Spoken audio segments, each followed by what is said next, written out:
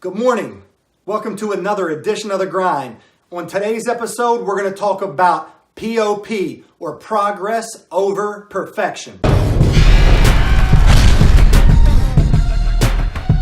That's right, progress over perfection. So oftentimes when we start something new, when we start to do something new that we lack experience in, if we don't see immediate results, we'll get frustrated in the early stages and we'll normally quit. And even if we don't quit, what's even worse is we'll continue to do it, but we'll do it with a bad attitude, where we'll lack belief. Therefore, we put in minimal effort. And it's probably rare that we're going to get good results when we're giving minimal effort. So if you think about some things that you've tried in life that maybe you weren't a natural at, when you first started, it was very easy to get discouraged if you didn't see progress in the beginning. So most people get frustrated when they don't perfect something quickly, when they don't become a master early on in the early stages. And that's the wrong mindset. Because when we don't master things quickly or we don't perfect them, one of three things normally happens. Number one, we just blame other people or we blame the thing itself. Or number two, we avoid it altogether because we're not good at it. Or three, we just beat ourselves up because we feel like we should be further ahead or we should be better at that. And so if you take any area of your life, take one of two things you're good at, whether it's throwing a spiral, painting, photography, or building rapport with a stranger. In the beginning, were you good at that? Did you have experience?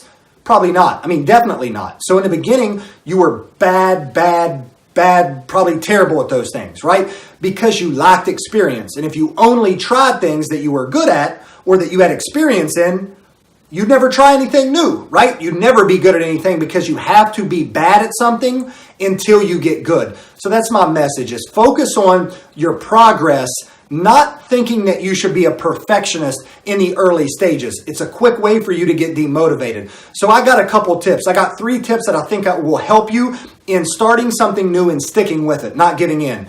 Number 1, the first tip is going to be have some realistic expectations. If it's going to be something great, something grand, something that's going to change your life, it's going to be a little bit harder. It's going to take more time, more effort, and more practice. We're talking about lots of practice. And if you remember the old Allen Iverson interview, that's right, baby. We're talking about practice. The same amount of practice it takes to get good, it'll take even more to maintain that or eventually become a master. So set clear expectations, and that way you'll understand how long it should take for you to become, to go from a beginner to eventually mastering that. My second tip is going to be focus on your progress. Focus on how far you're going and how far you've came, as opposed to how far you have to go, how much remains.